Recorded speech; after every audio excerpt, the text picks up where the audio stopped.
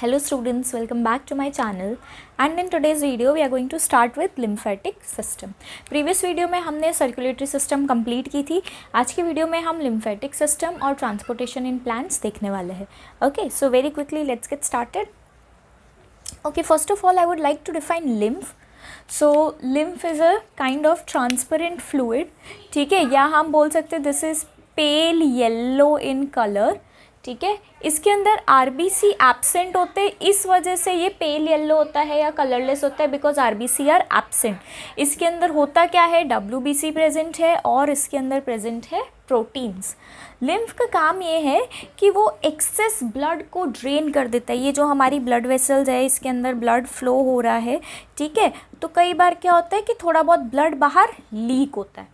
तो लिम्फ क्या करता है कि लिम्फ ये ब्लड को कलेक्ट करता है, कलेक्ट करके इस ब्लड को दे देता है वेन्स को. किसको दे देगा, वेन्स को.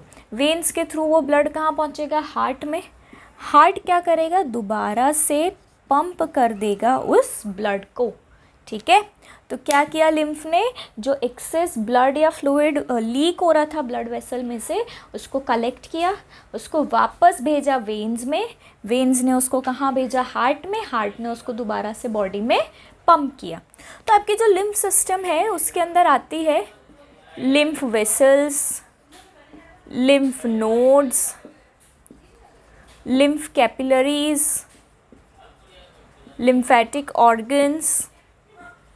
ठीक है, तो ये सारी चीज़ें आती है. अब हम लोग यहाँ पे फंक्शंस देखेंगे लिम्फ के. तो लिम्फ की जो लार्जेस्ट वेसल है उसे बोला जाता है लैक्टियल. क्या बोलते हैं हम लिम्फ की लार्जेस्ट वेसल को, बोलते हैं लैक्टियल. अब मैंने डाइजेशन के अंदर आपको लैक्टियल के बारे में मेंशन किया था कि लैक्टियल क्या करती है, फैटी एसिड्स और ग्लिसरॉल को आपकी बॉडी के अंदर ट्रांसपोर्ट करती है. क्या करती है lacteal, so lacteal transport fatty acids and glycerol to your cells. ठीक है, जो विलाई है वो ग्लूकोज और अमीनो एसिड्स को ट्रांसपोर्ट करती है, लैक्टियल्स इनको ट्रांसपोर्ट करती है. इसके अलावा लिम्फेटिक सिस्टम आपको इम्यूनिटी प्रोवाइड करती है.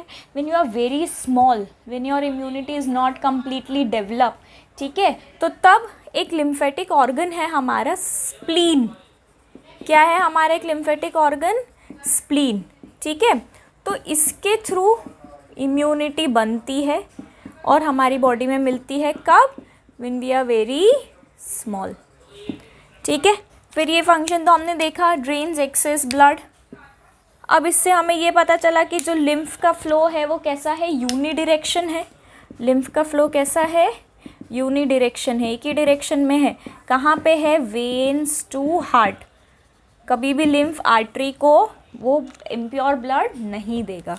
ठीक है, अब lymph nodes as I have discuss immunity provide करते हैं, जैसे स्प्लीन है, थाइमस है, ये कुछ लिम्फ नोड्स के एग्जाम्पल्स है. ठीक है, तो यहाँ पे हमने कंप्लीट किया हमारा लिम्फेटिक सिस्टम. ओके, अब मैंने पिछले लेक्चर में जहाँ पे सर्कुलेटरी सिस्टम डिस्कस किया था, तो शायद टाइप्स ऑफ सर्कुलेटरी सिस्टम्स हमने डिस्कस नहीं किया था, जो कि हम अभी इस वीडियो के अंदर डिस्कस करने वाले हैं. We are going to discuss the 3 types of circulatory system. Okay, now types of circulatory system. सबसे पहले आता है, हम बात करेंगे यहाँ पे पल्मोनरी सर्कुलेशन. क्या बोलेंगे हम, pulmonary circulation, systemic circulation and coronary circulation. अब ये 3 सर्कुलेशन क्या है एक बार अच्छे से समझ लेते हैं. Okay, so first of all I will like to tell you pulmonary circulation.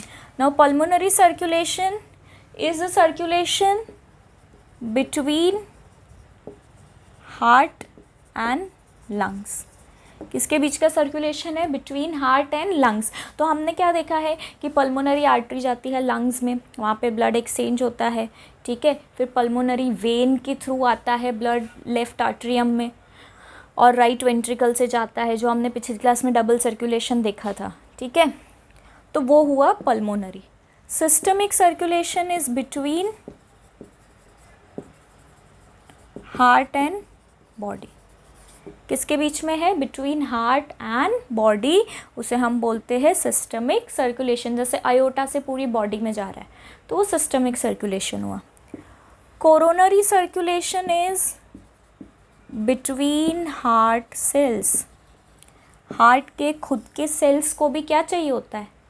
Blood चाहिए, हर एक सेल को चाहिए, तो उसे हम बोलते हैं coronary circulation. Our human heart is myogenic in nature. Myogenic का मतलब है कि मस्क्यूलर मूवमेंट से चलता है हमारा हार्ट। कौन से मसल्स प्रेजेंट होते हैं हार्ट में? कार्डियक मसल्स आर प्रेजेंट, ठीक है। तो ये क्लियर हुआ। Now we are going to start with transport in plants, ठीक है।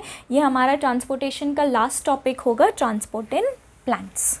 चलिए तो अब देख लेते हैं transport in plants. Now as we all know, plants के अंदर ट्रांसपोर्ट किसके थ्रू होता है? Xylem and phloem. जाइलम और फ्लोएम को हम क्या बोलते हैं? Vascular bundles. What do we call xylem and phloem? We call them vascular bundles, या हम इन्हें बोल सकते हैं कंडक्टिंग टिश्यू, या फिर यहाँ पे हम इनको बोल सकते हैं वैस्कुलर टिश्यू, ठीक है। मैंने एक वीडियो एक स्पेशली बनाया है जिसके अंदर मैंने डिफरेंस बताया है जाइलम और फ्लोएम के बीच में, ठीक है। आप उसे ज़रूर देखिएगा अगर आपको डिफरेंस देखना है तो। चलिए अब हम दोनों के कंपोनेंट्स देख लेते हैं, जाइलम और फ्लोएम के। तो जाइलम के कंपोनेंट्स क्या है? तो सबसे पहले क्या आता है? ट्रैकीड्स, वेसल्स, जाइलम पैरेन्काइमा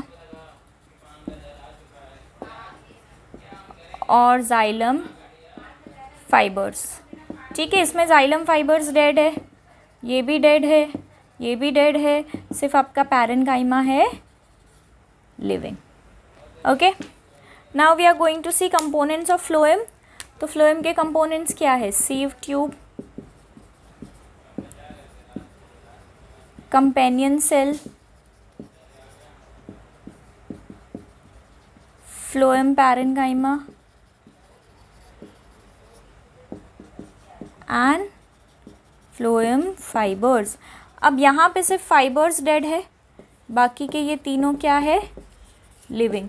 तो जाइलम और फ्लोएम में अपोजिट है, यहाँ पे 3 डेड 1 लिविंग, और यहाँ पे क्या है? 3 लिविंग एंड 1 डेड, ओके। तो I hope this is clear to you. अब हम देखते हैं कि जाइलम और फ्लोएम कैसे ट्रांसपोर्ट में हमें हेल्प करते हैं। तो सबसे पहले हम देखने वाले हैं जाइलम की मैकेनिज्म, ओके।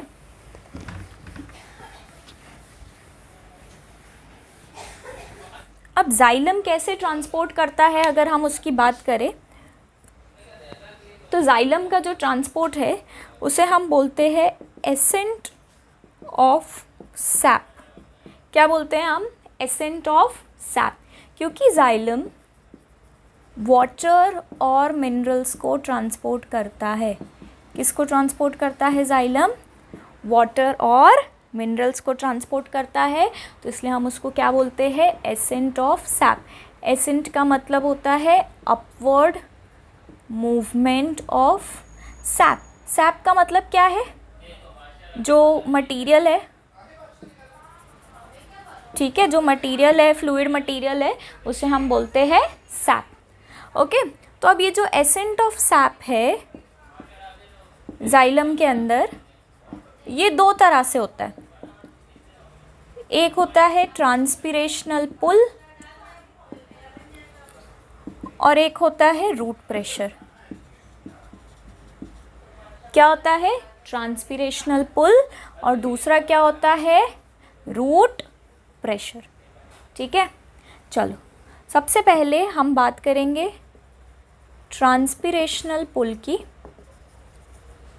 तो ट्रांसपिरेशनल पुल के लिए आपको पहले समझना ज़रूरी है कि ट्रांसपिरेशन क्या है। तो ट्रांसपिरेशन क्या होता है? Loss of water from aerial parts of plants. Water का लॉस होना एरियल पार्ट्स ऑफ प्लांट में से। एरियल पार्ट्स का मतलब क्या होता है? क्या होता है एरियल पार्ट्स का मतलब? जो बाहर पार्ट्स है, जैसे स्टोमेटा है, लीफ है, तो उसमें से वाटर का loss in the form of water vapour. एक तरह का इवापोरेशन ही है ट्रांसपिरेशन। ट्रांसपिरेशन क्या है? एक तरह का इवापोरेशन है। जैसे इवापोरेशन में वाटर लॉस होता है, वैसे ही ट्रांसपिरेशन में वाटर लॉस हो रहा है। किस में से वाटर लॉस हो रहा है? प्लांट्स में से हो रहा है, तो इसको हम बोलते हैं ट्रांसपिरेशन। अब मैं ये आपको बताऊंगी कि ट्रांसपिरेशनल पुल कैसे हेल्प करेगा आपको वाटर के मूवमेंट के लिए। वाटर और सॉल्ट यानी मिनरल्स के मूवमेंट के लिए ट्रांसपिरेशनल पुल कैसे हेल्पफुल है। Okay, so now we are going to see that part.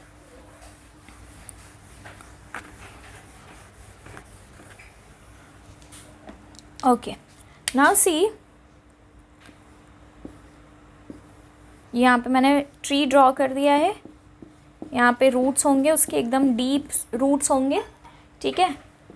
अब जब यहाँ पे सनलाइट आएगी यानी कि हीट एनर्जी यहाँ पे प्रेजेंट होगी, तो क्या होगा कि यहाँ पे जो बाहर बाहर से लीव्स है, इनका वाटर हो जाएगा इवेपोरेट।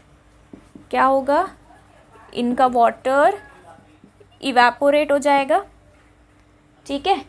अब जब इनका वाटर इवेपोरेट हो जाएगा, यहाँ रूट्स तो कंटिन्यूअसली वाटर और मिनरल्स ले ही रहे हैं।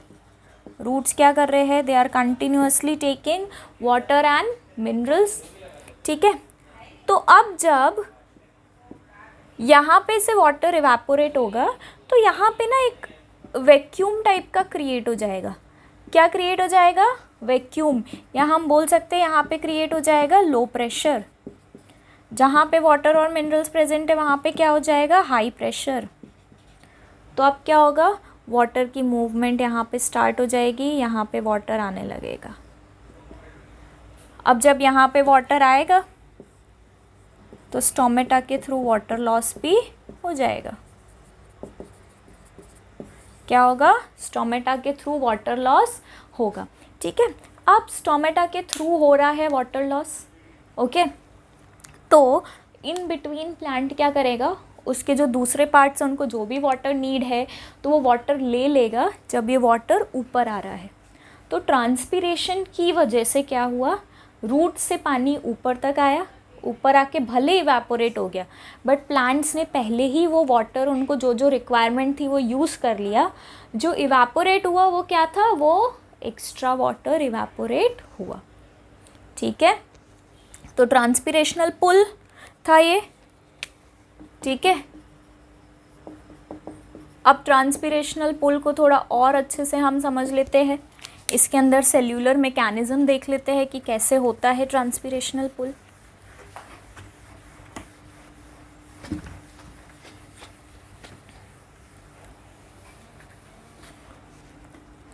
अब यहाँ पे सॉइल है, यहाँ पे रूट हेयर है, इन्होंने वाटर लिया, कहाँ गया? जो पहला लेयर कौन सा होता है प्लांट का? एपिडर्मिस, बाहर वाला लेयर।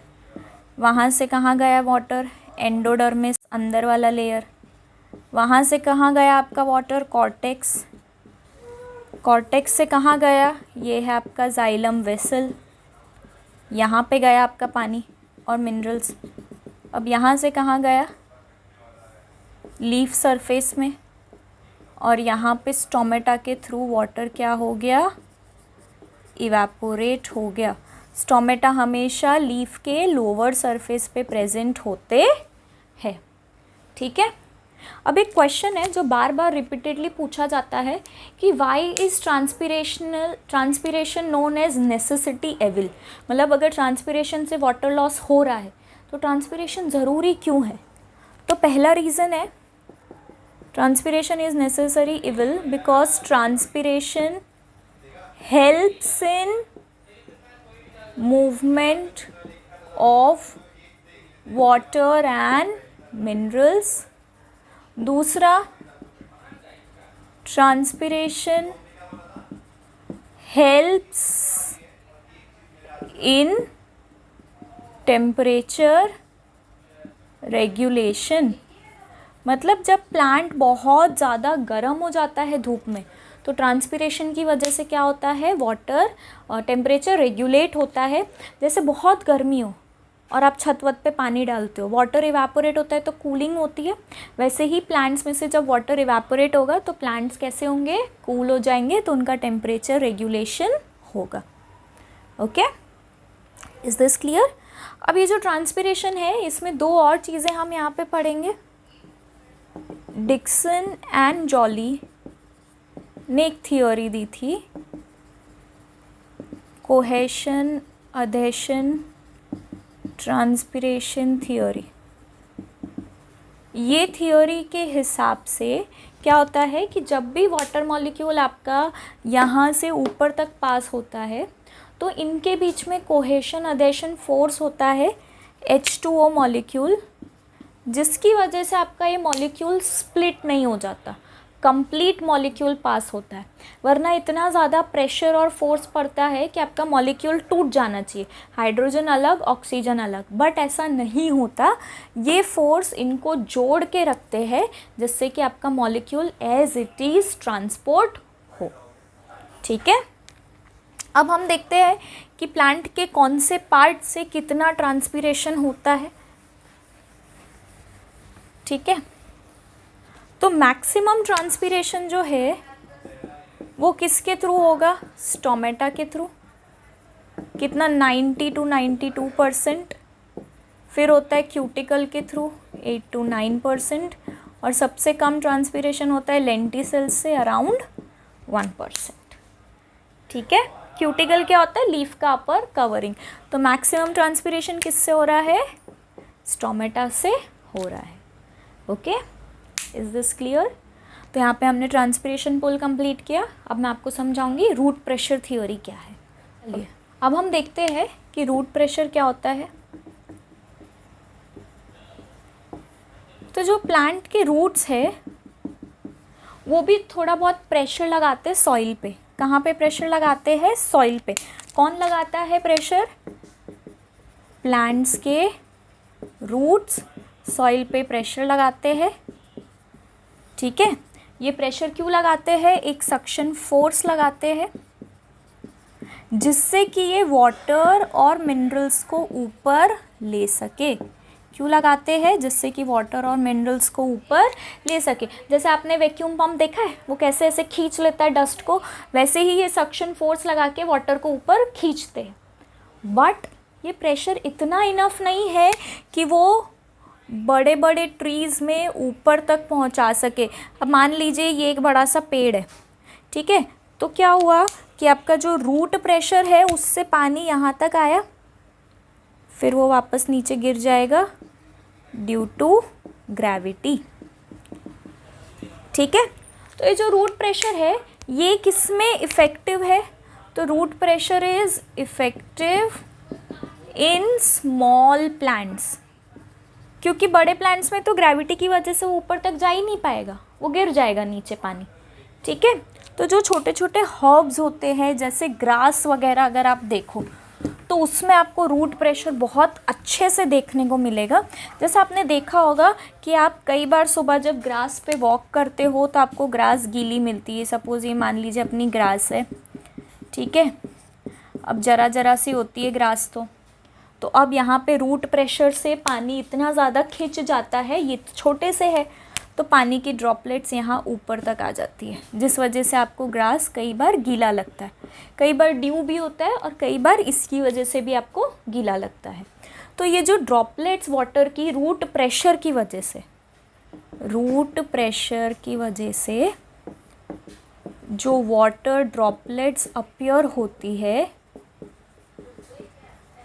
उसे हम बोलते हैं गटेशन। क्या बोलते हैं उसे हम, गटेशन। वाटर ड्रॉपलेट्स का ऊपर आ जाना, इसे हम बोलते हैं गटेशन। ओके, चलिए now we are going to see the last topic of this chapter, that is transportation in plants में, transport of food. Transport of food occurs with the help of phloem. किसकी मदद से food का transport होता है? Phloem. ठीक है, soluble food का ट्रांसपोर्ट होता है। इस प्रोसेस को हम क्या बोलते हैं? ट्रांसलोकेशन। अब आपका जो फूड है वो बनता है in the form of glucose. ठीक है, फिर कन्वर्ट हो जाता है स्टार्च में, इस फॉर्म में स्टोर होता है और ट्रांसपोर्ट होता है in the form of sucrose. क्योंकि सुक्रोज कैसा है? सॉल्यूबल फॉर्म है, इसलिए सुक्रोज के फॉर्म में ट्रांसपोर्ट होता है। किन से फॉर्म में बना? ग्लूकोज, कन्वर्ट हुआ सुक्रोज और स्टोर कौन से फॉर्म में हुआ? स्टार्च के फॉर्म में स्टोर हुआ। Is this clear? ओके, अब हम मैकेनिज्म देखते हैं कैसे होता है ट्रांसपोर्ट। अब ये जो फूड ट्रांसपोर्ट हो रहा है, this is basically active process and it requires energy. ठीक है, आपका फूड कहाँ पे बना? लीव्स में बना। Leaves are known as kitchen factory. तो फूड कहाँ पे बना? लीव्स में बना। अब लीव्स में जब फूड बनता है तो लीव्स का क्या हो जाता है? हाई प्रेशर हो जाएगा, हाई प्रेशर। ठीक है, और हम मान लेते हैं रूट्स में कम फूड है तो वहाँ पे क्या होगा? लो प्रेशर होगा रूट्स में। क्या होगा? रूट्स के अंदर लो प्रेशर होगा। ठीक है, अब क्या होता है कि क्योंकि रूट्स में लो प्रेशर है, लीफ में हाई प्रेशर है। ठीक है, तो अब फूड का transport high pressure to low pressure होता है, that is from leaves to roots. But यहाँ पे थोड़ा सा ट्विस्ट है, हम यहाँ पे देखेंगे ऑस्मोटिक प्रेशर। जब रूट्स में से वाटर आ रहा है ऊपर लीव्स तक, तब क्या होता है? क्योंकि लीव्स में हाई प्रेशर है फूड का, कैसा फूड है? फूड का हाई प्रेशर है, तो जो फ्लोएम की वेसल्स है, फ्लोएम्स की वेसल नहीं, rather I will say sieve tubes. Sieve tubes में वाटर भर जाता है फ्रॉम जाइलम। ध्यान से देखिए क्या होता है। जब आपका लीव्स में फूड बना हुआ है, ठीक है, जाइलम से वाटर जो आया वो वाटर लोड हो जाता है सीव ट्यूब्स में। Xylem water loads into sieve tube using ATP। अब सीव ट्यूब में पानी भर गया। अब सीव ट्यूब के अंदर आएगा सुक्रोज और ये सुक्रोज का फिर होगा transport to low pressure. Low pressure कहाँ पे है? रूट्स में। तो ट्रांसपोर्ट कहाँ पे होगा? रूट्स में होगा। ठीक है, चलिए अब आपको एक इंटरेस्टिंग सी चीज़ बताती हूँ मैं। स्पेशल चीज़ यहाँ पे देखने वाले हैं। जाइलम कैसा होता है? Unidirectional from root to leaf, सिर्फ इसका इसी में ट्रांसपोर्ट होता है। फ्लोएम बाई डायरेक्शनल या मल्टी डायरेक्शनल, क्योंकि इसका ट्रांसपोर्ट होता है leaves to root, root to leaves. Leaves to root कब होगा? समर में, जब ज़्यादा फोटोसिंथेसिस है, लीव्स में फूड बना, रूट्स में ट्रांसपोर्ट हुआ, रूट्स में स्टोर हुआ। विंटर रेनी में जब फोटोसिंथेसिस कम है तो रूट्स का जो स्टोर्ड फूड है वो ट्रांसपोर्ट हुआ लीव्स में। इसके ऊपर एक थियोरी है, source to sink theory. Source यानी जहाँ फूड बनता है या फूड प्रेजेंट है, सिंक यानी जहाँ पे कम फूड है। तो इस थियोरी के अकॉर्डिंग देखिए, समर में लीव्स क्या बन जाते हैं? सोर्स, और रूट बन जाते हैं सिंक, सोर्स टू सिंक। और विंटर में रूट्स बन जाते हैं सोर्स और लीव्स बन जाते हैं सिंक। यानी फूड हमेशा कैसे ट्रांसपोर्ट होता है? From source to sink. ठीक है, तो यहाँ पे हमने ट्रांसपोर्टेशन कंप्लीट किया।